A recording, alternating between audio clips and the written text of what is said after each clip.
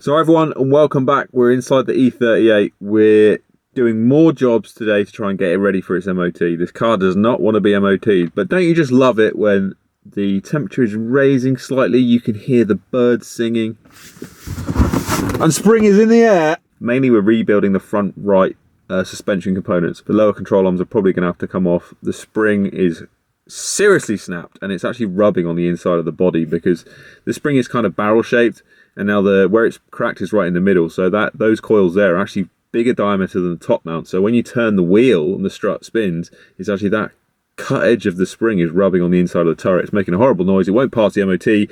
So let's do as little as possible to remove the lower control arms, but see what we can do. Project E38, here we go. Ooh, strut very bad. That spring is in all sorts of pieces. And it was so hard to get out of the car because that bit was actually resting on the body of the car. It's gone above the top mount. So as I undid the last strut top bolt, it shot downwards. So I've got the big old four pots. It's just blocked up. But I've seen quite a bit online about E39s, but not a lot about E38s, how to take the strut off. And also you want to undo those last so you can work on it whilst it's hanging. Because if it's all woggling around in there, it's going to be a nightmare. But the official BMW guide says you need to take all of the lower control arms off. I didn't take the lower control arms off. I just took the front lower control arm off where it mounts to the chassis. And the other thing I did was obviously the drop link. Once the lower front control arm and the drop link are unconnected, the whole thing will just drop down just enough to get out. You've also got to be careful with your brake flexi, which is why this is all blocked up. I've got my spanner on there. This is a 21mm nut, I think, but a 13/16 will do the trick. So we'll buzz this top mount off, check that's all right, and then get this all stripped down. See the upright clamps there? So there's all this stuff to come out. So you have to really slide everything down quite a lot, which is why you need to disconnect all the control arms. Bit of a pain, but we've done it now. But classic me, it's getting dark, running out of light, and it's Sunday night. Fuck. Well, this car clearly doesn't want to be MOT'd. It's fought me every step of my Sunday. I was just trying to take top nut off the damper, and I was using a very, very good Draper Expert 6mm bit to hold the damper rod. It was so tight, and it snapped. And now it's stuck inside the top of the damper. It's going to be very hard to grab that out. So I've tried to tap it back round the opposite way to which I was doing it. And when you're using the 6mm hex inside the damper rod, to undo that, you actually want to do it clockwise. So it's counterintuitive because the nut will be going counterclockwise. Anyway, I've tried to sort of tap that broken bit back round opposite to the way I was doing it to try and loosen it. But I don't know, I have to get some really strong magnets and leave it in penetrating oil and try and pull it out. I've tried some magnets, it failed so far. I've got some bits of it out, some fragments, but yeah, worst case, gonna have to buy a new damper. There's no other way of getting that top knot off. If that doesn't come out, you can't grip the damper. You can't grip the damper down on its shaft. You'll just scratch it and it'll just leak oil. So it might be a new damper. Fuck's sakes. Right, it is the next day. We've come at it with a fresh pair of enthusiastic balls, and we finally got this bit out of the top. It was an absolute pain. A number of different magnets, a selection of tools and picks and pliers and screwdrivers, and we've finally got it out. These are very strong neodymium magnets, and yeah, we've got it out. So fingers crossed.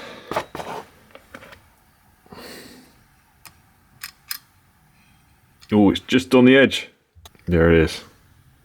And that wasn't a Temu bit, that was a Draper Expert 6mm bit. So what I came to this conclusion today is that these things should never be that tight. But if you can see with this light, there we go. It looks like someone in their sadistic German ways has actually peened this top nut over. Let me try and zoom in so you can see. There we are. So this looks like it's been peened over, and I didn't notice that last night. Normally these things are just a nylock nut. I've never seen one that's peened over before like that. So basically, whoever made this strut has basically said, well, you're not fucking servicing this or putting a new spring on it, you're buying a whole new one. because that is essentially impossible to get off. So what I'm going to do is I'm going to cut a section out of this with the grinder or Dremel and get this nut off, and then I can always stick a new nut on. It's just an M14, I think. I'll measure it up, but it's just an M14. I'll put a nylock on there because there's no reason that this should be like that. It's just fucking sadist.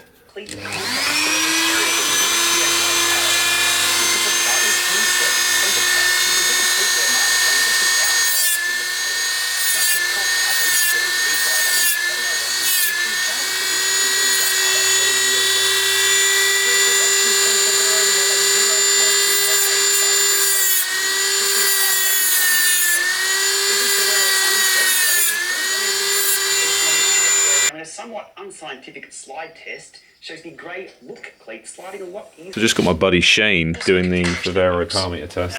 That nut was peened over because now it's twisting. It's coming off. So we're all good. Let's get this off. So you have to be very careful when doing that, when cutting that crimp or cutting that peening, that you don't actually start damaging the threads. But now you can see I can get movement between the wrench and the Allen key, which I wasn't able to get before. And what I was saying, you must remember that if you're turning the Allen key, the Allen key actually needs to go inwards, so that'll be clockwise. So yeah, let's get this off. And you can see how that spring, the diameter is wider than the top mount, so this spring was actually rubbing on the body, causing it to scratch on the inner arch and stuff. So we'll have to give that a lick of paint because we don't want any rust there in future, and a bit of under seal. But I barely drove the car since this happened. I basically drove it onto the trailer and off the trailer, so it's not that bad. But this strut clearly didn't want to be serviced, but we'll get a new stainless M14 nylock put on top of it. It might even be an M12, but I think it's M14, and then it should be good for its MOT. It needs a new front bulb. But everything else, I've been underneath it. There's no oil leaks. There's a bit of mist coming out of the bottom of the oil pan on the fins on the sump, but that's pretty normal. It's probably just come out on the last oil change.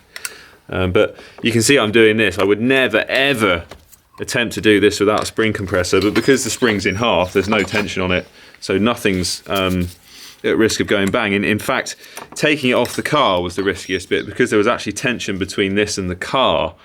And normally there isn't. Normally it's all contained between your top mount and the strut. It came off with a hell of a bang. So there's the nut off. We will definitely have to buy a new nut, although to be fair, at a pinch you could reuse that. But yeah, you see, I don't know if you can see, I've just cut away the bit where it had been burred over or peened over very carefully, but I didn't damage the thread. That's the main thing. So that's saved that strut, because that is a made in Germany strut. It's not got any leaks. They are gas filled as well as oil filled. It's not got any leaks. There's no mist on it, so there's no point buying a new one because it'd probably be inferior quality. This whole top mount off now, which will pull the kind of bump stop off with it. I don't see any reason to replace that. The top mount bearing needs a bit of a clean up, but it feels fine. Normally a top mount nowadays comes kind of all in one piece, but this is a bit more component based. Clean them and repat the balls, so we might do that. All the balls are there, there's no cracks in it, so we might just give that a clean up and a re-grease. And then what else we got? We just got the boot and the bump stop, I think. And you can see there's no mist on it, it's not leaked, and you can see I didn't damage those threads, which is vital. I'll give it the old squeeze test.